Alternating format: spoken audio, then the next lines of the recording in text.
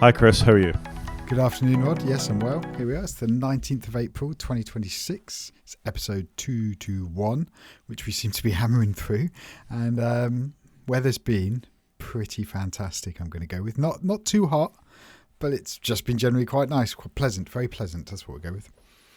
Yeah, I drove to Manchester on Friday. I drove through some horrendous rain going up through the middle of Wales.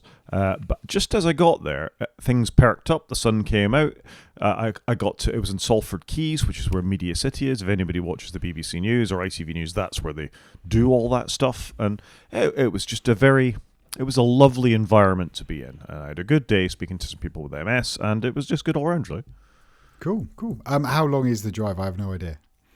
It was 4.5 hours up, and then on on Friday evening, let's get this on my timer scale right. On Saturday evening, I went up to see a friend of mine in Preston. I'd never been to Preston before. No, I've never been either. It was a nice, traditional northern city with some interesting pubs that suit old men that had all manner of interesting ales on tap in a couple of the places we went, so that was quite nice. Sounds like my kind of pub. It was a good pub. There was a pub dog as well. Gotta love a pub dog. As long as it's a happy, less bitey pub dog, I am there. It wasn't bitey, it wasn't barky. It just got up every so often and sort of trundled about and tolerated a pat and then went back to its corner. Okay, that's the kind of dog I can get behind. Yeah, good pub dog. There we go. That's us up to date then. Should we fire on and do the follow-up? Let's do it. Let's get into some lovely legal follow-up. Lovely legal follow-up. So this has been a long-running story, really, hasn't it? About the Apple Massimo, which for some reason I think Massimo is being a coffee brand, but no, it's Tassimo is the coffee brand. Yeah, you're thinking of Tassimo. Massimo. I don't know what I think when I think Massimo. I don't know. What do you think? I think I have to pause and go, what's that again? Yeah, fair. I mean, what I think now is ongoing legal battle with Apple. So this was the story where Apple sent some engineers over. They were making noise like they were going to license the IP or buy the company. Massimo showed them all the things, and then Apple decided to build it anyway. They then got Apple Watches banned in the United States only, I think. The oxygen sensors on Apple Watches banned in the United States. We continued to have them in the rest of the world. They're still in the watches, but they disabled them. Then they found a clever workaround, clever in air quotes, where they would record on the wrist but display on your iPhone, not on the watch. There's been an ongoing legal battle to and fro about that, but apparently now all seems to be over as Apple has won the case, it would seem. Yeah, it's mad, isn't it? It feels like it's gone on a long time, but only in America I think Apple do the workaround, and then the rest of the world it's just business as usual. So it's odd, isn't it, how it's all ended up? It really is. So the Federal Circuit has affirmed the ITC's initial exclusion order, meaning the original version of the blood oxygen feature on Apple Watch, is still banned in the United States. Following these rulings, the final step was the full commission, and then they declined to review. So it seems like everything has pretty much come up in Apple's way. Imagine that. Sometimes Apple do seem to get everything their way, don't they? It's funny that, isn't it? When you're like one of the biggest companies in the world and you have all of the monies, things fall in your favour. Yeah. Cal surprise. Yeah, Kel Surprise. Kel Surprise, sticking with that theme, we've talked about the recall feature in Microsoft Windows for a long time now. Recall is the thing that sits in the background and records everything. They launched it. It was full of security holes. Nobody really liked the fact that it was recording way in the background. You and I spoke about it at length. It would do things like capture your screen continuously, and obviously if somebody else was sharing their screen with you, it would capture that too. Microsoft sold it as do you remember that brown bag I saw in a web browser about 3 o'clock, and it would be able to find it for you? Not a feature I'm sure that anybody ever actually needed. But, ongoing screen recording. Full of security bugs. They stopped it. They rolled it back out eventually with all the bugs fixed, and the security breaches being, patched over. However, there's now a tool called Total Recall Reloaded, which amuses me, which is a side entrance to the recall database, and you can just get into it again. Yeah, so they basically took it out for about a year while they re-engineered it and did all the right security things. But apparently now when you authenticate to look at recall, to recall some data from recall, and you authenticate with Windows Hello, and once you've done that, then basically gives you all the unencrypted access that you could ever want. Like, not great, is it? Like, come on, Microsoft. It's just the whole thing just feels tragic disappointment, doesn't it? I don't know. Is it me or Microsoft not very good at security? I thought they were way better than they've ever been, but this is just this doesn't feel like it, does it? This is a little frustrating. It's one thing after another, and they're shoehorning in a feature that nobody has asked for. That's going to be my follow-up question to you. Have you seen anybody use this feature yet? I've never seen anybody use this feature. I think it's disabled as default on our work desktops. But even that, I've just never heard anybody ever mention it, talk about it. I don't know. It's very bizarre. I mean, it's like a Siri level of bad smell following it around. Wow, that's quite a smell. It's a really bad smell. I mean, this stuff bothers me. It's funny, I was listening to ATP as I had a long drive, so I listened to them all the way through, and I caught the chat about how fast macOS is catching up to Windows in terms of scummy, spammy things that are beginning to appear in the operating system. So the start menu in Windows for a long time has been full of all sorts of nonsense. If you install a new PC, it tries to get you to install Copilot and the Xbox overlay and subscribe to OneDrive and install Microsoft Office. And it hasn't been that bad. But now when you look at the Mac, we've got Keynote is doing it to you. PowerPoint, Pages is doing it to you. You've got everything that's in there. They're beginning to serve you an app, including in system settings. And they said if Windows is an 11, I'm sure that was an intentional reference, not only to Windows 11, but of course to these amplifiers go all the way up to 11. Mac OS is a 7. That means we're catching up real fast with this level of scumminess. Yeah, it's not good, is it? And it was always the thing, wasn't it? Back in the early 2000s, you could buy a Mac. There was no stickers on it. You power it up, and there was nothing you had to install or buy or do. It just kind of all worked. It was beautiful. And then you bought a PC, and there were stickers all over it. And then you'd build it up, and you'd have some trial software on there or demos and bits and bobs, and it was just not a nice experience. But you're right. I think Apple is going that way with all these adverts piped in everywhere and trying to upsell you on stuff. I think they do need to do upselling. Fair enough. I kind of get it. They want to do that. But they could do it in an Apple way, whereas they haven't really done it in an Apple way. They've done it in a crappy way, and I don't like it. Yeah, do they have to do that? I mean, I'm with John Siracusa on this, the fact that when you buy an Apple product, the product spoke for itself. They didn't need to upsell you. Just because there's a bit of money going in subscriptions revenue now, the long-term experience of what that's doing to customers is ultimately harmful. That, let's face it, we have problems with Apple's ethics at the moment anyway. These sort of death by 1,000 cuts kinds of things do begin to weigh on you over time, and it's just another pain point that you do see that one in system settings.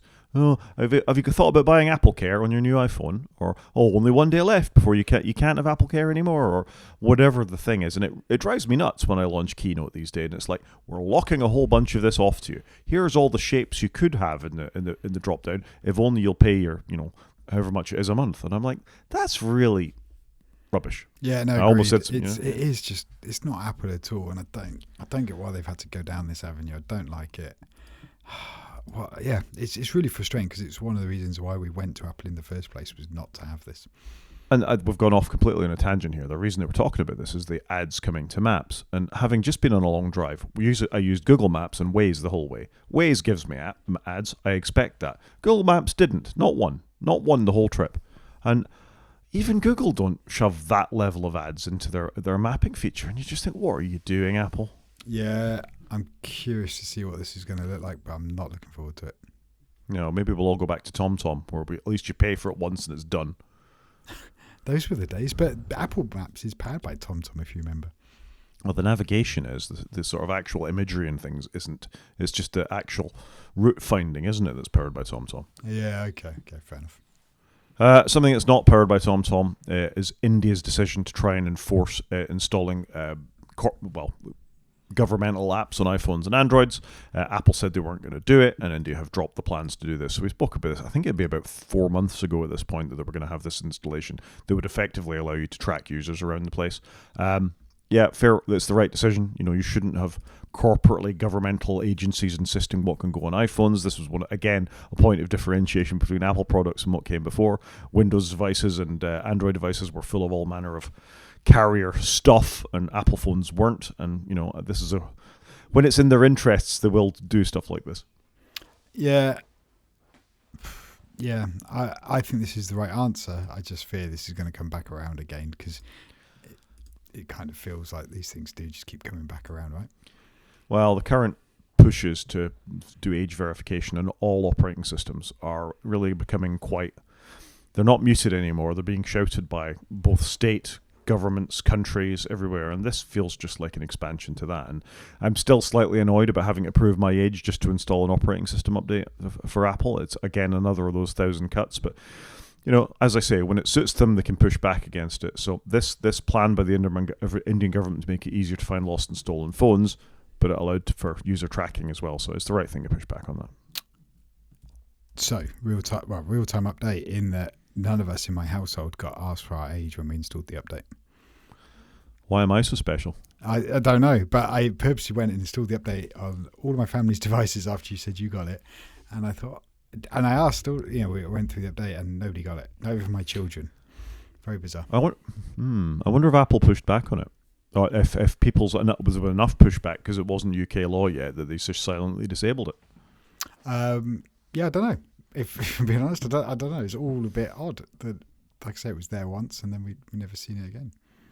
I mean, the next two stories are related to this. So the reason that governments and operating system vendors are asking people to prove their age is so that they can show that you're old enough to look at inappropriate apps for our apps that would be inappropriate for a child. So the next story, which was in Gadget, is apparently both Apple and Google were pointing users towards nudify apps in their app store. So this is the things that will scan somebody's face that's in your contacts or somebody you've taken a picture of when you're walking past them on the tube, and it will take their clothes off or put them in bikinis and all sorts of horrible things like that. And that's what was appearing in the app store for Apple. I mean, it's their algorithms point them towards it. It's not executives in Apple's going, yep, put the nudify apps in the front of people. But if that's what's popular, that's what appears. And it feels to me like both companies are failing to police their app stores properly.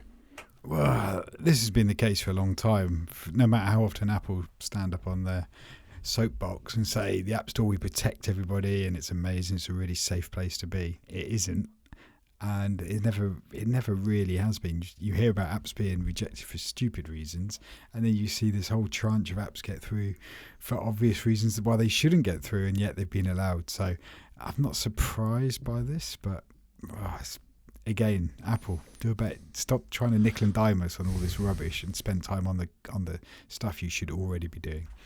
I mean, it's just not good enough. That, as you say, when it suits their needs, they go, oh, you've got to have everything installed from the App Store because it's secure and blah de blah de blah.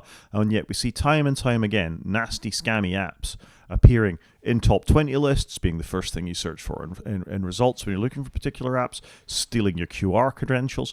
It bothers me that they can walk this sort of slightly schizophrenic line between going, it's the greatest thing in the world, but oh no, it's not our responsibility when people, try and do other things. And that leads perfectly into our next story that we reported repeatedly about Grok and its nudification and sexualization of imagery within there.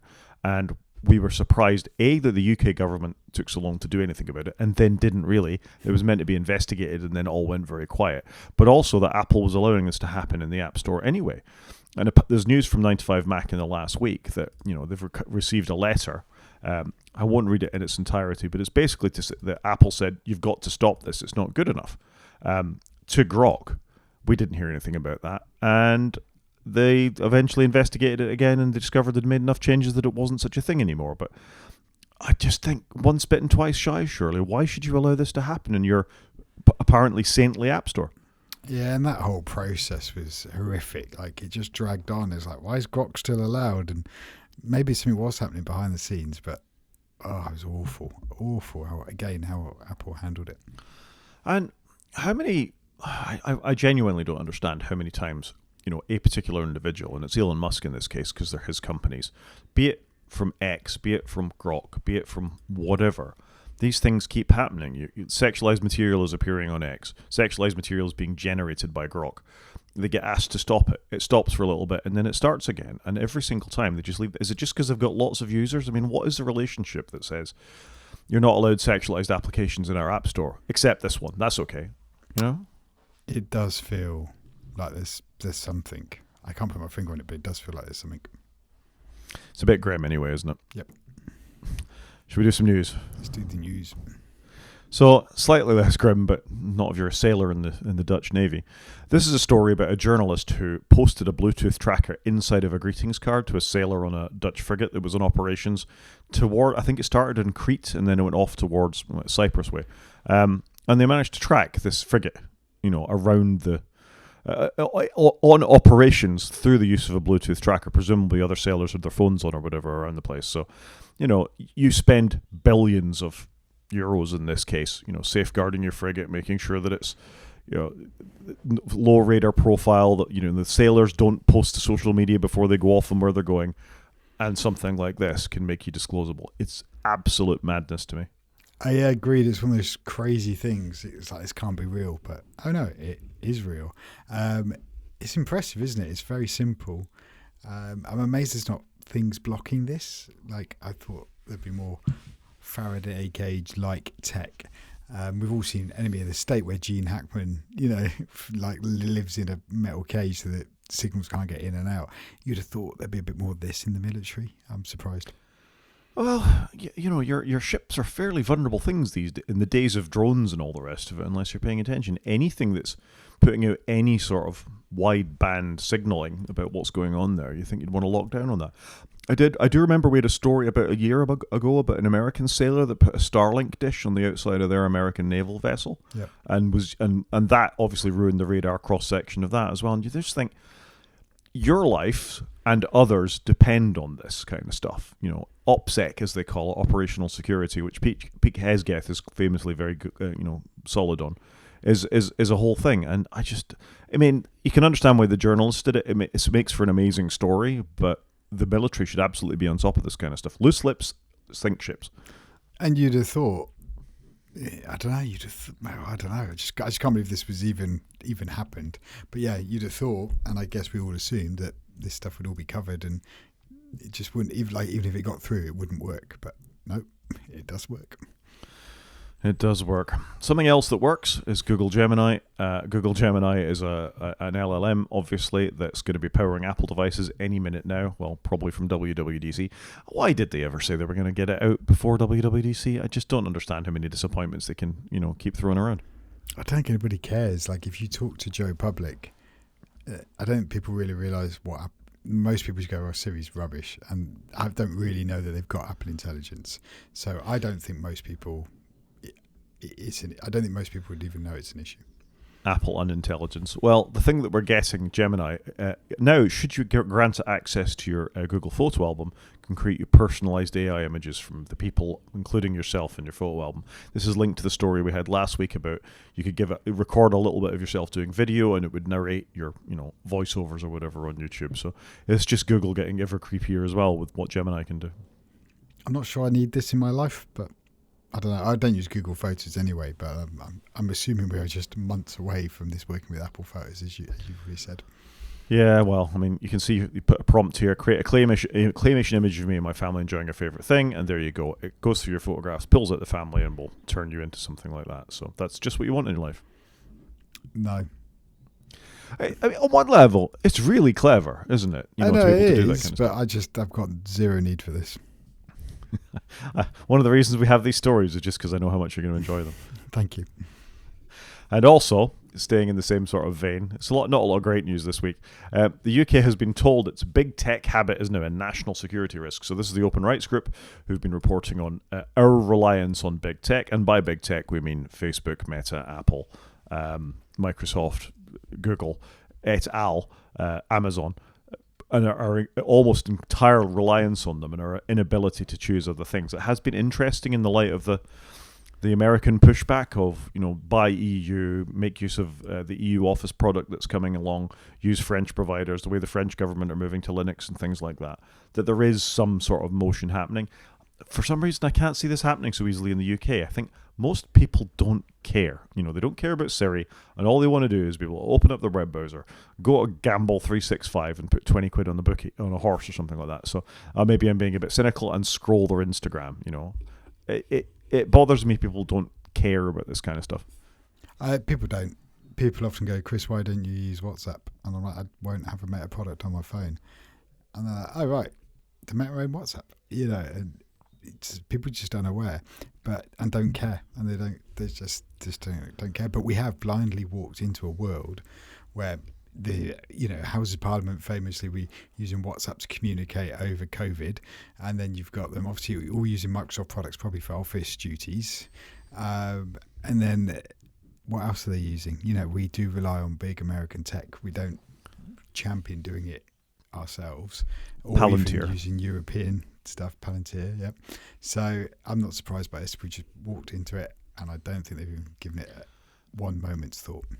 Yeah, we didn't blindly walk into it. We skipped and danced and handed them some money, you know? Yeah, maybe that's right. Complete eyes open, completely well aware of where we do that. But it is very disappointing. And from this Register article, it's not just a money problem. The report points to the legal side of all this, where laws like the US Cloud Act and China's National Intelligence Law can force companies to hand over data to or open the door to systems, whether the UK is happy about it or not. So we've talked about this before. If you're a US company like Apple and the federal government comes and says, no, you will open this up for us, they will open that up for even it being in another country. Sovereignty be damned. Yes, sovereignty be damned. So, yeah, what do we do though? What are the government going to do? They've not got time to look at this and make it, to actually make a change. Well, I think you maybe start to legislate to move that, you encourage the NHS and the military to make use of open source or British first software or EU first software at the very least, as we see. I mean, you don't want to be in the same boat, do you? The point about Linux being open source is that you can adapt it to your needs. The Chinese government has been moving its population towards Linux for years. The French government are able to do it. The gendarmerie, we see Germany doing it. I think there's a lot to be said for being a master of your own destiny when it comes to these kinds of things. And I understand that there will be developers of open source software that reside in the United States, but the point of the licensing is that you can take it, you can fork it, and you can do your own thing with it, and you can see what's in there. We don't know what Microsoft and Apple and Google do fundamentally with their operating systems. No, we don't, and I don't think there's a voice that's being heard to make people sit up and think maybe we should care. Yeah, maybe I need to go into politics. Give it a go, mate. What could go wrong? Everything. Something else that might have gone wrong is that Apple has been standing up to one area of Elon Musk's business, and that's in satellites. Obviously, the satellite stuff that they've been rolling out over the last few years has been largely around emergencies and things like that. So if you're stuck out in the great outdoors, somewhere in the middle of nowhere, you've got the ability to do emergency SOS as long as you're in line of sight. They brought, I think if your car broke down in the middle of nowhere, you were able to do satellite messaging last year. Is that just last year or was it the year before? I can't really remember because it's always been a bit weird, hasn't it, with Apple, in that, you're going to get satellite messaging for a couple of years for free and then we'll see what we're going to do. And that's never really happened. And then I've never really used it. I don't know if you have. I've never had cause to. I see the little SOS satellite thing in the top bar of my iPhone occasionally, but the long and the short of it is that their only choice has been Globalstar, who were the network partner they chose to go with for this, or Starlink. They didn't want to go Starlink, and Globalstar have been bought by Amazon. Amazon is obviously about to start pushing out their own network of internet satellites, Blue Horizon, something like that I think it's called. So they're getting their ducks in a row for that to go up and compete against Starlink. I mean, I'm really not happy about there being thousands more satellites in low Earth orbit, I got to say, particularly when the Starlink ones apparently blow up occasionally. Have you seen Gravity? Because that's how you get gravity. I'd like to. I always felt Gravity's kind of one of those underrated films, and I should really go back and rewatch it. It's a terrific film. It features a couple of collisions in space. It just takes out everything in more or less the same orbit. It's horrendous. You'll be on the edge of your seat. Anyway, this is the news that Amazon is merging with Globalstar, but the Apple partnership is going to be maintained. I mean, I got to think from all this, what it will mean is ultimately with your iPhone will come a satellite subscription. You'll put another $5 or $10 into your Apple One subscription, and you'll have the ability to have internet and voice from satellites ultimately. Why didn't Apple buy this company? They could afford it. It feels like a lot is heading towards satellite connectivity. It's odd that Apple didn't buy that part of their supply chain. I don't understand why we need this. I mean, you just need to build a few more cell towers here, there, and everywhere, and you're probably good to go. You don't need as much coverage. We don't need tens of thousands of satellites in orbit. We don't need to be online all the time. I don't like the idea of this either, by the way. I'm quite happy to get offline once in a while. Yeah, I've got a friend in the Merchant Navy, and they said they'd just put a Starlink dish on their boat, because obviously when you're on a floaty thing out in the middle of the ocean, you don't necessarily get easy internet, and they've been dependent on a few marine satellites for a while, and it's a bit of a game changer for the Merchant Navy, less so for the militaries of the world, as previously discussed. But I think there are scenarios, but there were already means to do that. It's just that there's competition in the market now. I don't know. I don't really. It makes me uncomfortable. It's going to be like the scene out of WALL-E, isn't it? Where, they leave it Earth's orbit and it's just satellite trash everywhere. Yeah, totally. You'll need big scoops on the side of your spacecraft to... Anyway, here's something cooler anyway. Let's talk about some cameras. You and I like a bit of camera action occasionally. So we do. I do like a camera, but I've never owned a GoPro. So talk us through GoPro. I have owned a number of GoPros. So GoPros are action cameras. You know, the idea is you stick them to your head if you're doing something extreme on your motorbike, or your, you know, Top Gear would use them all the time, stuck on the side of cars. If you watch any car reviews on YouTube, they generally use GoPros for them, and they've evolved over time to the point they got 4K recording fairly early on. They rely on SD cards. They're very robust little things. Early versions of them, you'd have to put them in a case. So if you were going diving with a GoPro, you had to put it in a waterproof and pressure-proof case. The GoPro went inside that, and down you went. Later versions, however, the cameras themselves have been weather and waterproof to a ridiculously high degree. I have a GoPro 10, I think, is the current version that I've got. I've had about 4 of them over the years. I've used them for skiing. I've used them for a bit of off-road motorcycling and things like that. I have used them for diving and snorkeling as well. Great little cameras, work really well. The fact that they work as well as they do with such a small sensor has always blown me away. Good batteries. You know, I could go for a day's skiing, 6 hours skiing, record 4K video at 120 frames per second, and just use 2 batteries with it going all the time. You couldn't do that with your iPhone. No. And to be fair to GoPro, they've really found their niche in the market, haven't they? Like, we do action cameras. We last all day. We're amazing quality. And they've really got that name. And you hear about it with YouTubers and car reviewers. They all have GoPros to do all this. Yeah, and they've evolved over time that you can do multi-camera things, you can link, you can do live broadcast back, but this current iteration of them is they're going to allow you to have 1-inch interchangeable lenses between them as well, so a much higher image quality than you've previously had with the internal sensors and lenses on there, and I just think it's quite a cool innovation. I suspect it's probably not quite as waterproof or shock resistant as the internal sensors on them, but I guess if you're doing an internal shot of a car, a la Top Gear or a Grand Tour, this is going to give you that flexibility of using the same camera but being able to snap another lens onto it. So it's pretty cool. Do you think we're on the cusp of 8K? I'm not going to say mainstream, but becoming more prevalent, I guess, is the starting place. Well, it's a pipeline, isn't it? It's in the same with 4K. There's no point in having an 8K television if nobody's recording an 8K video. So you've got to start somewhere. You may as well put it on the cameras first. True. It just feel like a lot of roads are leading that way this year. I guess so. I think it'll be a while coming. You think why haven't GoPro got a dual lens thing for the Apple Vision Pro? Because nobody has a Vision Pro. But what technology do you bet on? 8K seems a better bet than 3D or that kind of thing. Yeah, you're probably right. So you got to differentiate, and you think if you are, I don't know, making the next Lord of the Rings film, which is a thing. Who knew? They're actually filming another Lord of the Rings film right now. With all of the original cast except Viggo Mortensen, then you want an 8K camera pointed at that, don't you? Sorry, why are they filming a Lord of the Rings film without Viggo Mortensen? He wouldn't come back and do it. He said he was done. So they got all the original cast are back. I think Andy Serkis is the director. He's obviously going to be back as Gollum. They've got Ian McKellen back as Gandalf. They've got all the hobbits back. There's got to be some serious anti-aging stuff going on in this, by the way, because it is a prequel. Oh, I like the idea of them all getting back together. I don't like the idea of it being an anti-age prequel that's all going to be CGI. I kind of respect Viggo for not coming back. I think if they were doing, a follow-up film and they were all going to be current ages, I'd be, it's a shame he's not in it. But if they're trying to do a prequel 20 years later, I would agree with you. I think I respect him more for not doing it. Yeah, and let's face it, the Hobbit films were trash. I still haven't seen them. I have got them, but I've never seen them. We've slipped into media without actually saying we're in media. So should we just turn to media? Well, this is kind of a segue into media, isn't it? I think let's do some media. So Lord of the Rings are great films. If you haven't seen them, go and watch them. I really like the films, actually. I must confess. I'm gonna have to watch them again. It's been a while. Yeah, I've not watched anything this week. So I had a week where I actually watched a couple of brand new films, and then a whole week's gone by and I've not seen anything.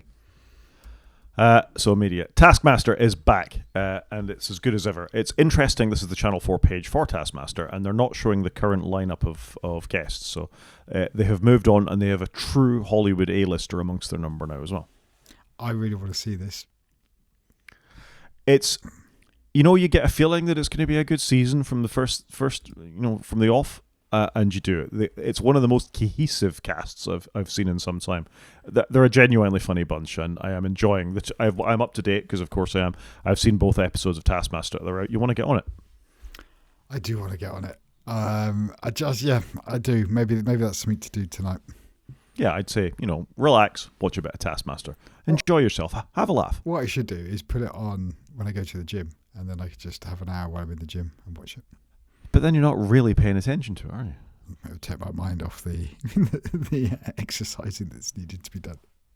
If you say so.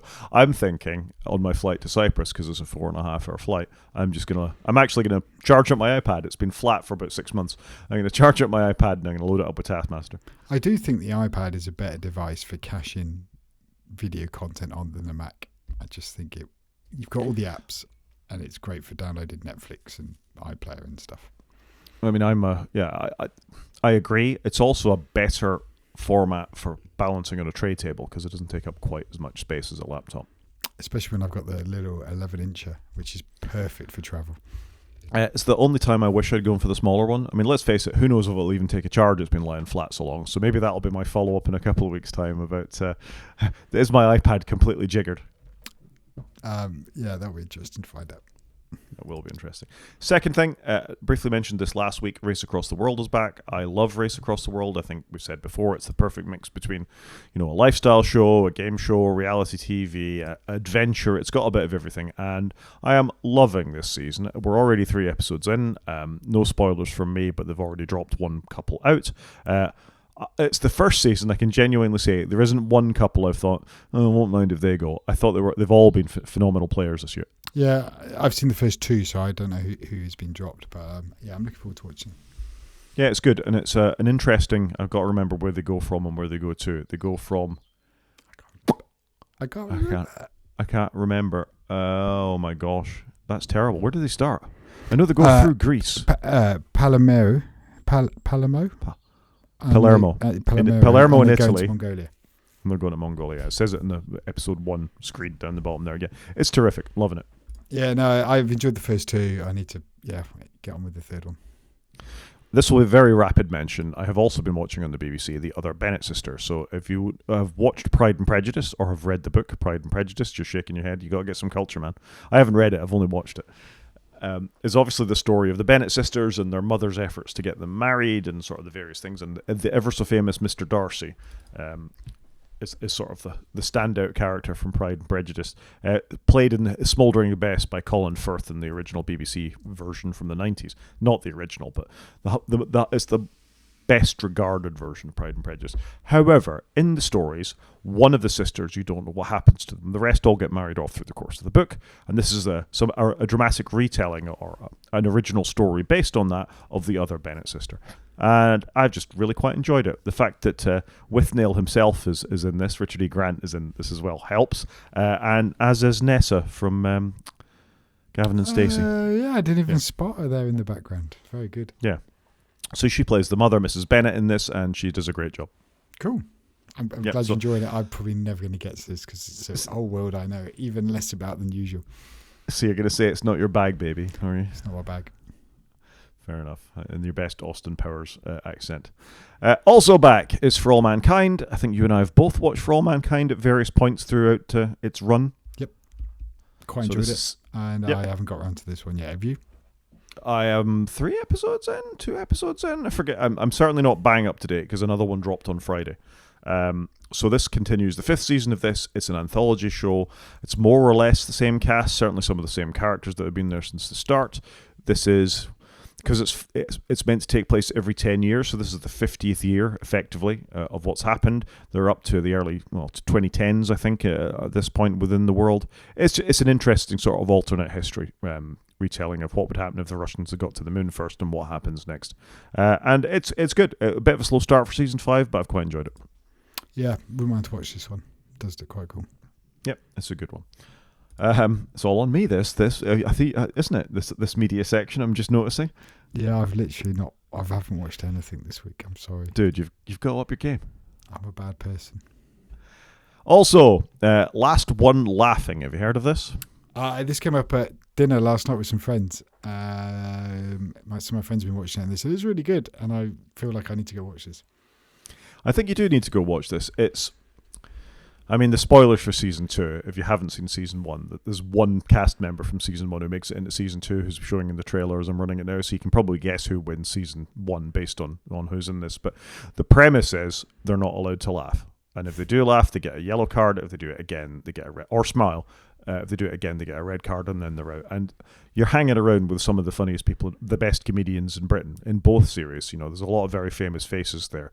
Ramesh Ranganathan, Jimmy Carr's the host, Bob Mortimer, Philomena Kunk. That is not her name. That's her character's name, but I can't remember what's the actress's name. I don't know. I recognise a lot of these people, I must confess. Yeah, David Mitchell, Amy Sedaris. There's lots of very funny, Sam Campbell, very funny comics in this. So check it out if you haven't. It's well worth a look. Yeah, this one's bubbling up, and I need to get on with this one. You too. And last but not least, the film we've all been waiting for.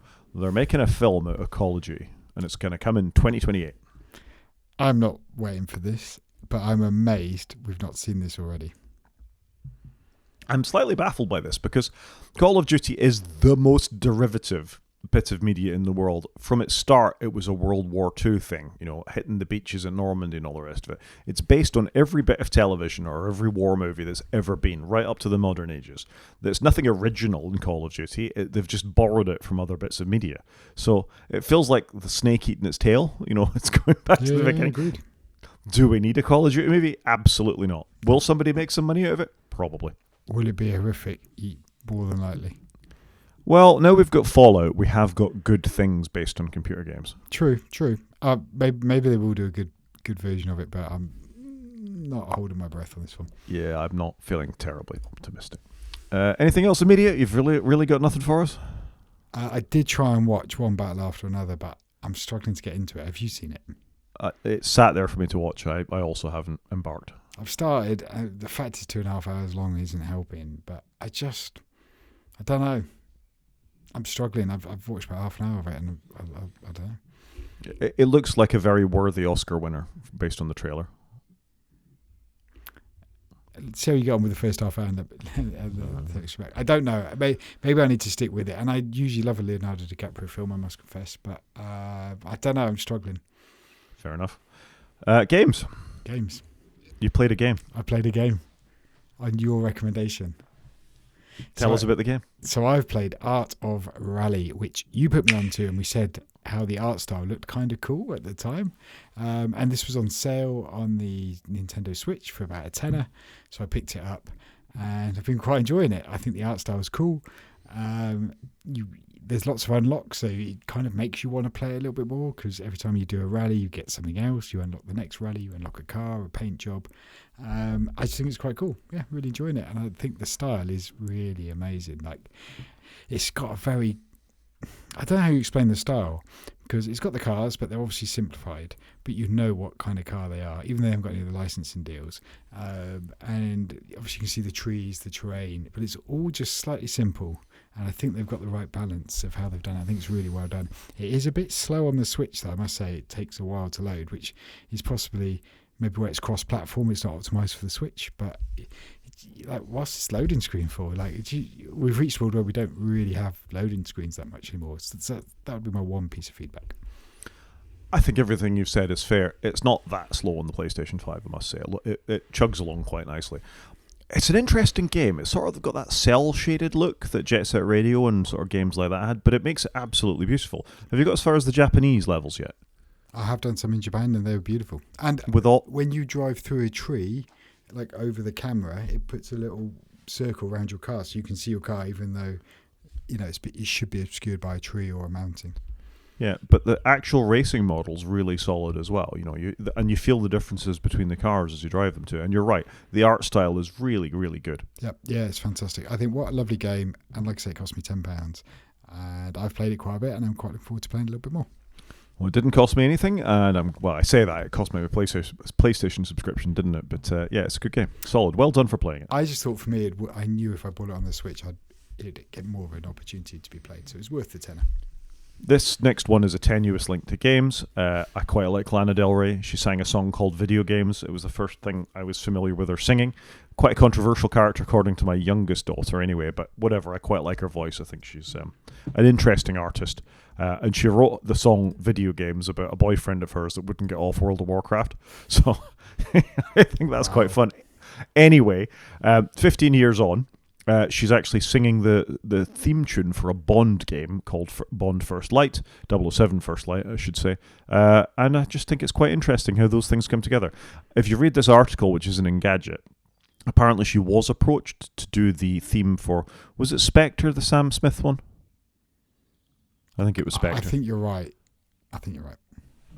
Anyway, she was approached to do that and didn't get the gig. Sam Smith got the gig, so at least she's getting to kind of do a Bond tie-in at this point, and yeah, fair enough. Yeah, Spectre. Sorry, I was just double checking it is Spectre. No, that's fair enough. I must confess, I probably do know some songs she's done, but I couldn't name one, which is awful, but I'm sure she's very good. Would you play a Bond game? Welcome. I probably would play a Bond game if it was any good. I like that. I like the idea of that universe, but it depends on what they do. And the problem is these games are farmed out to people. It depends on how good the studio is, the story. Yeah, I would be interested though. Well, GoldenEye was such a thing that maybe it'll give you a bit of nostalgia. It's mad, isn't it? They did GoldenEye, it was so good that we've never really had any Bond games since. I think there have been Bond games. They've been on the PlayStation 2 and 3 and 4, and there's Xbox ones. But not like that, though. That was a genuinely engaged with popular culture moment, and there hasn't been because it just hit the right thing with Nintendo 64 and that style and 4 players, and they had all the characters. And it absolutely hit the zeitgeist of the time. I remember being asked to bring my Nintendo at people's parties because everybody wanted to play GoldenEye. Yeah, no, it was 100% right time, right moment. Like it all just came together beautifully. Totally did. Something that's gradually coming together a bit nicer is Battlefield 6. So I haven't played as much of it as I'd like to because I think the shooty bang bang is souring for me a little bit. My reactions aren't there. However, I've got such affection for the Battlefield series that I will go back. One of the criticisms of it has been the maps are a bit small. If you've ever played a Battlefield game, the point is they're large. You've got jet aircraft and helicopters and all sorts of things zipping around. And the maps that came in Battlefield 6 have been very narrow. For people who are very good pilots, they can barely turn before they're out of sort of the map side of it. So for the next few seasons, they've said they're going to bring in some of the biggest maps they've had in quite some time, and I think that's only a good thing. It's nice to see the developers actively supporting the development of the game. They haven't just walked away from it after the first season, which increasingly we see in these kinds of things. Studios are barely getting games out the door before they're being cancelled. So I think this is just a good sign that they've got some stuff upcoming for the game. I think it is all good, and people do they not? They want big maps these days. Like people expect games to be so much bigger in detail because that's the world we live in now. So it's good they're investing in it. It's really good. Yeah, some interesting modes. I did manage to have a little game this afternoon where they're sort of stitching maps together, where they've got a common theme. There's a bunch of outdoor stuff, and then they bring the fighting indoor for some sort of corridor stuff. It's good. It's sort of quite classic action. I genuinely enjoyed myself. So fair play, Battlefield Studios. Fair enough. And last but not least, I think, for the game section, and I bring this particularly for you because now you don't have one anymore, the Playdate Season 3 is due to come out, and I'm quite impressed how long they've been supporting this device. Yeah, they've done a good job with it. I'm amazed there hasn't been like a refreshed piece of hardware with like a better backlight and things. And it was beautiful, the hardware, but yeah, surprised them more with it. But it's good, they're supporting it. Panic do a good job, right? Can't afford the memory. Yeah, that could be a problem at the moment. It's not a good time, is it, to launch a new console where you want to hold the price? I wonder about this. I was thinking about some of the old computers I've still got lying around in the house, and I hang on to all of them at this point. I think we're going to see software optimizations rather than hardware stuff. This memory shortage and hard drive shortage is not going away anytime soon. No, I did read something about that. It's like, we've got a couple of years of this. So maybe you're right. Maybe people will lean into this rather than forcing us to upgrade. Companies will lean into it and go, actually, let's optimize what we've got. Yeah, I think that's probably fair. Is that it for games? Anything else? Well done for playing something. I was quite pleased with myself, and I did like 10 levels of it, so I had a good stab, I think it's fair to say. The African levels are very nice as well, and there's Norwegian ones too. It's quite a well thought out game, really. Yeah, and it's got loads of cool cars. Like, somebody clearly loves Rally that's made this. Yeah, they're obviously entirely devoted to it. So yeah, I was really impressed too, I've got to say. Main show? Let's do it. So I thought it might be worth us just thinking about The Verge, which no doubt I'll fail to show everybody because the ad blocker is egregious on The Verge. A little thing about how the creative software industry has declared war on Adobe. And if you read the article, it sort of starts with how embedded Adobe stuff is, and we talked about them last week, modifying the hosts file on your computer, to actually take over what you see when you visit adobe.com if you're a Creative Cloud subscriber, which we said was wrong. But that sort of feeling has been building against Adobe for some time, and the Verge article nicely sort of typifies it, and it is going to get me. But what it boils down to is that there is now competition. Canva are pushing them with Affinity, or what was Affinity Design before that, with the three products there. Apple are pushing them with their Creative Bundle as well. You're seeing companies like Blackmagic with DaVinci, bringing in a photo editor directly to the video editing software, so you can actually do some of the things that you used to have to go out to Photoshop to do. And it's just really interesting to me that you're actually beginning to see this pushback because the company is behaving poorly. And if you think Apple is behaving poorly, where's that going to leave them down the line? We see the sort of move towards Linux if they make things a bit more friendly. We see what happens with Proton and gaming. So I think Adobe have been an industry titan that the tide is turning on, and it should maybe a bit of a canary in a coal mine to a company like Apple about what's actually going on. But people vote with their feet, right? And obviously, if people are unhappy, they're gonna go somewhere else. So I'm not that surprised. And Adobe have not been a great company for a long time, right? I think they've been challenging. I mean, the whole subscription thing has obviously burned people pretty hard. It does feel like the tide is beginning to turn. I don't use Adobe products in work, and I could probably get a corporate subscription to them, but I just don't think it's worth paying. Do you know what? I went off Adobe a long time ago when they started Creative Cloud, like version 1 or 2, and you had to install menu bar apps and you had to have syncing stuff, and I was like, I don't want any of this, I just want to use Photoshop. And that started putting me off them, like I say, a long time ago. And so I've been using third party for a while because I just didn't like where they were going. I didn't like the look and feel of the apps, and I'm nowhere near a power user, but I'm not surprised. There are a lot of companies out there now that have really caught up with Adobe, and if not bettered them in many ways.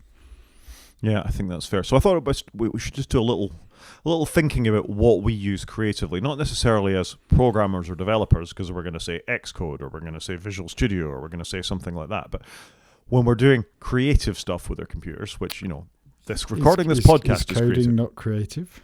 I think coding is creative, but you generally have to use a dedicated tool for that. If you're a Microsoft developer, you're using Visual Studio. If you're a Java developer, you're probably using NetBeans. If you use R, you're using RStudio. So unless you're picking a particular coding editor, of which there are many, of course it's creative.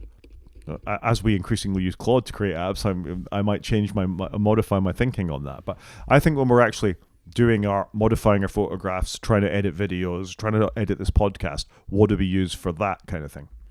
Okay, well, I did include one code editor just because I thought it was a beautiful code editor. Well, that's fine. I'll let you talk about your code editor, but maybe if you manage all these black and white photographs you take, for example, do you just use iPhoto for that, or are you using Lightroom or Darktable or something like that? I'll give you 2 minutes to think about that just while I talk about DaVinci Resolve. I've put stuff in. Okay, all right. So for editing the video side of this podcast and for doing stuff at work, I've talked about it before, I use DaVinci Resolve. I haven't fired it up in 2 weeks. I suspect when I fire it up next time, I'm going to get prompted to install Resolve 21. I'm using 20 at the moment, which brings along this photo editing thing as part of it. So I'm quite curious to see what that looks like when I get there. It is truly a professional grade video editing app. I know it drives some people crazy because it reacts differently to Adobe Premiere, which is its sort of nearest rival, and very differently to Final Cut Pro. The fact that Blackmagic, which is an Australian company, give it away free with only a couple of features locked to the professional version blows my mind. It's so full featured, and if you just visit the DaVinci Resolve page, you'll see the films that are put together with it. Things like Avatar, some of the Pixar films, lots of the Marvel films. Real Hollywood studios make use of this for developing things, and I just think it's such a testament to them that they make this available for people. It's far cleverer than I am when it comes to video editing, but I've got a workflow now where I can edit this podcast in about 20 minutes, and it's on YouTube after that period of time. It's phenomenal. I must confess, these apps scare me, because I've never really edited video, and the thought of it, I just have no idea where I'd start. My mind just isn't wired that way because I've just never done it. I think that's fair. I mean, let's face it, I edited your wedding video, I think. You did. In iMovie back in the day. But I mean, my point is there are alternatives to what Adobe offer in many places. And we've said before, if you earn your living as a Photoshop user or a Premiere, of course you're not going to change to something like this. But it does happen. You will get systemic changes in industry. If you think what happened with Final Cut to Final Cut 10, Apple rewrote the program and they left lots of stuff out and people just refused to go and they jumped ship. They went to things like DaVinci. They went to things like Adobe Premiere.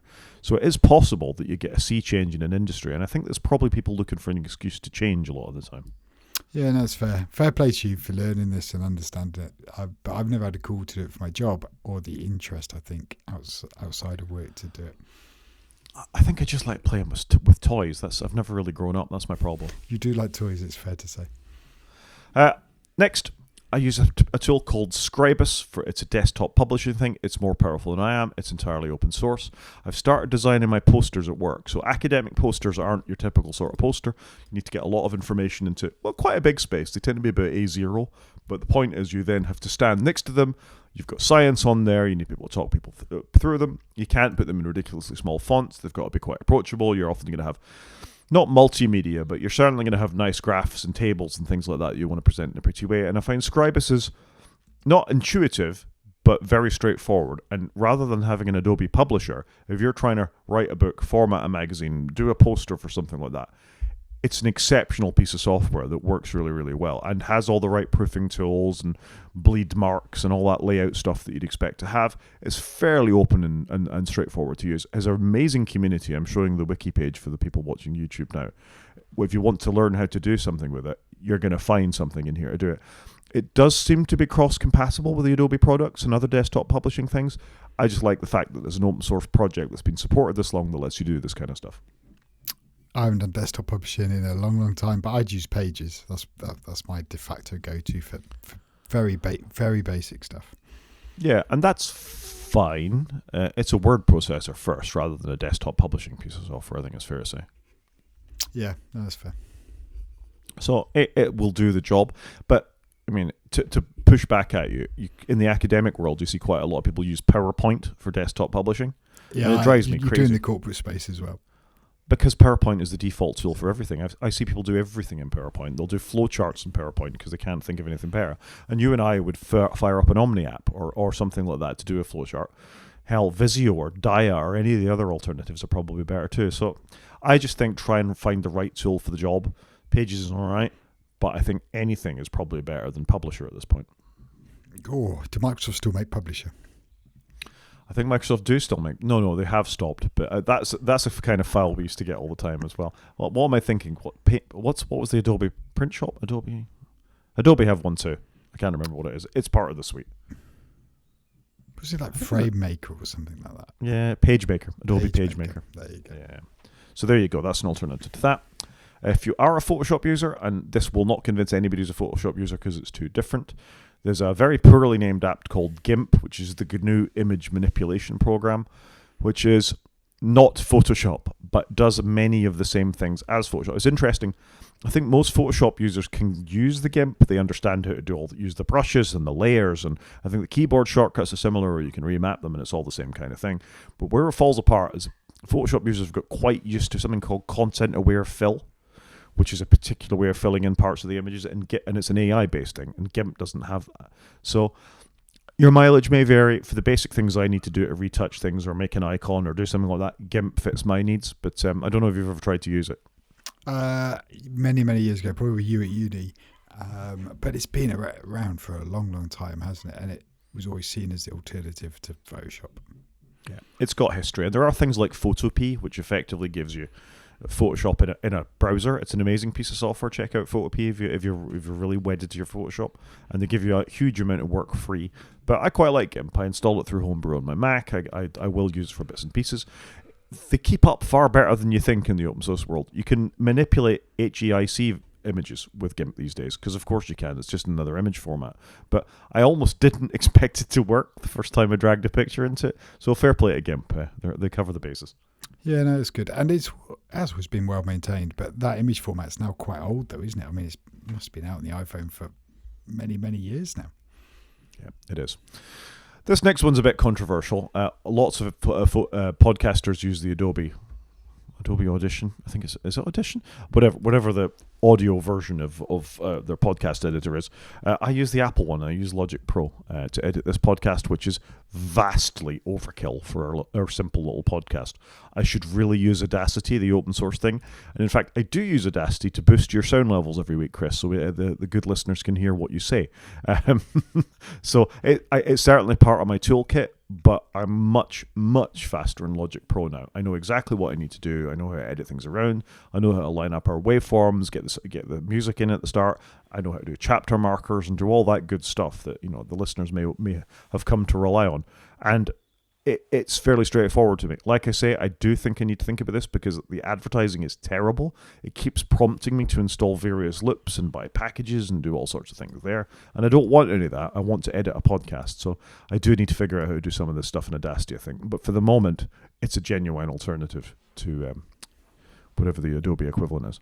It's hard changing app though, is it? Because you don't want to change it often because you've got your workflow. You want to do it quickly. Something you do every week. But if they're going to keep trying to nickel and dime you, I can see how that would get frustrating. Yeah, exactly. It's just a bit much. It is called Audition. Adobe Audition is their audio editor. Yeah. So again, this app scares me. I've never done anything with audio, and I fear I wouldn't know where to start. It's one thing for an Apple app that drives me crazy, and I think Final Cut Pro does as well. It always starts in full screen. I never ever want any app to be in full screen. Ever. So I spend all my time dragging the toolbars down. It drives me mental.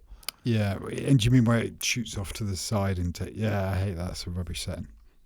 It's an absolute. And the other thing it always tries to do is when I'm editing, it tries to turn on the camera and the microphone on my iPhone, and I never wanted to do that either. No, that seems a bit egregious, doesn't it? It does. However, I can edit things really quickly in it. So that's mine. Have you got some? I've got a couple, but not a very long list because I really only ever play with photos and code, so quite different to you, I think. You've already touched on it. I do like taking photos, black and whites, and I've always used the Pixelmator apps before they got acquired by Apple, nonetheless. So I've used Pixelmator since it came out, whenever that was, 20 years ago or something. Love Pixelmator. So big fan of Pixelmator. I'm not sure how I feel about Apple buying it and bundling it all together, but I'm still using the app I purchased years ago at this point. So I think Pixelmator is fantastic. Again, I use it very sparingly, but I can get what I want done in it. It's a really well done app, and that's Pixelmator Pro. Really enjoy it, and this is more for, I guess, fine editing, rubbing things out, moving graphics around, having layers, doing your Photoshop kind of work is what Pixelmator Pro is for. But it's a really well done app, and to be fair to the guys at Pixelmator, it was always felt very native to the Apple platforms, even before they were acquired by Apple. So that's one I would recommend, and I like playing with pictures.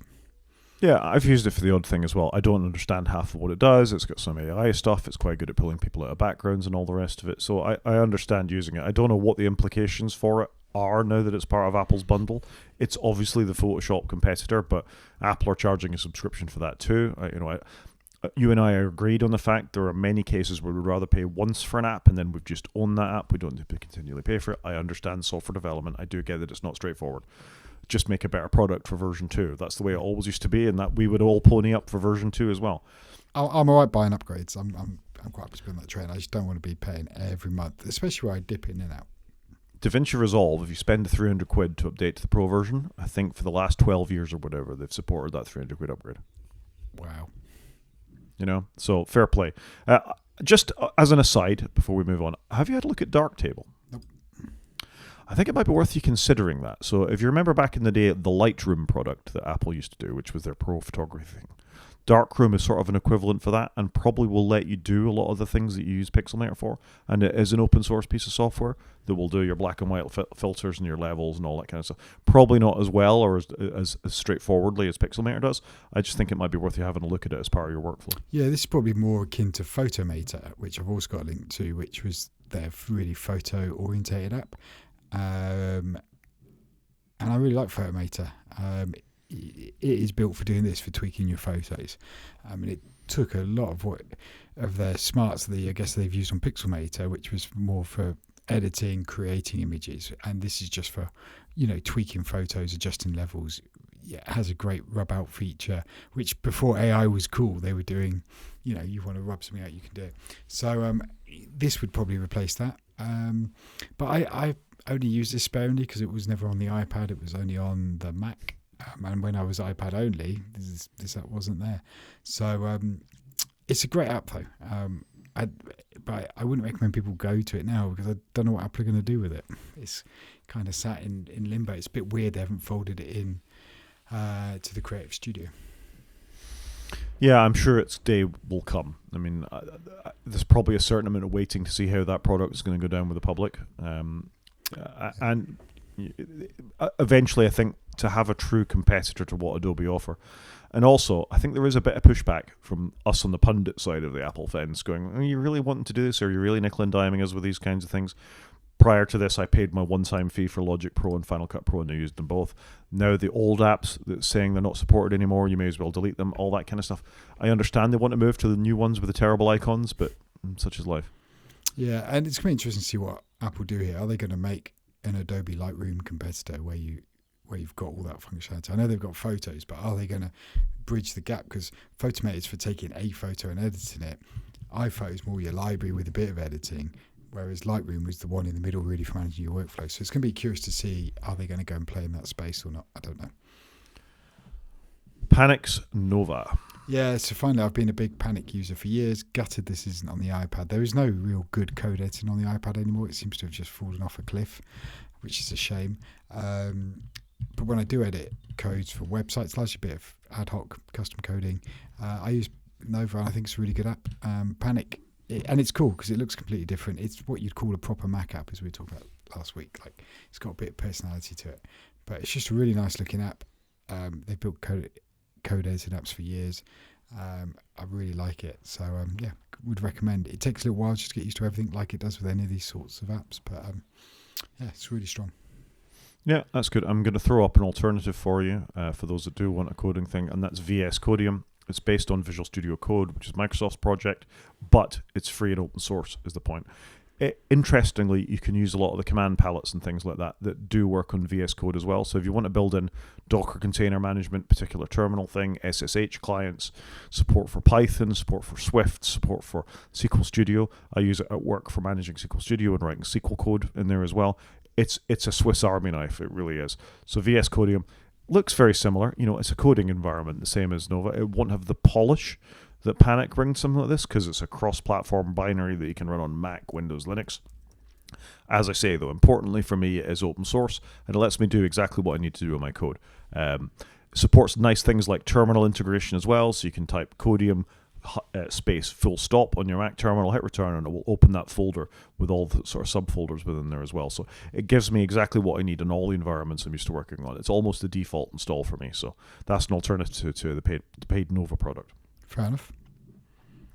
I think we've run out. So there you go. Just some thinking to think about if you are an Adobe user about how the industry is pushing back, but there's no, beyond the industry, there's alternatives like these that are worth considering, both paid for and free and open source. Yeah, there's so much stuff out there, isn't there?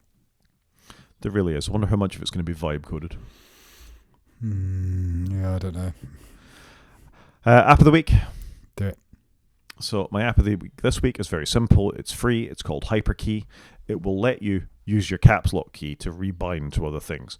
So if you use an app that has a massive amount of modifiers, Shift, Control, Alt function to do something, you can rebind that bizarre wizardry keystroke thing to caps and whatever other key you want. So for example, if you wanted, I use Mackie, my command key for Mackie is Shift Command V.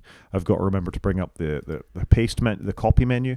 Instead, I've rebound it to caps A, and I've got a select menu within that. So it just lets you make use of the caps lock key, because let's face it, you almost never need your caps lock key. So it's just a nice little feature that you can rebind to. Check it out. Yeah, it's amazing, isn't it? The caps lock key is still a thing in this day and age. It is. Hyperkey. Thing of the week. Thing of the week, I just thought I'd circle back to my Switch. Like I say, I was just quite enjoying playing on it this week. And I want to circle back to my digital notepad as well at some point. Now I've had them for 6 months or so. But the Switch, I've been feeling more of an urge to chuck in my bag, I think, just to go and dip into a game. And I quite like how quick it is. I think that is way better in this version.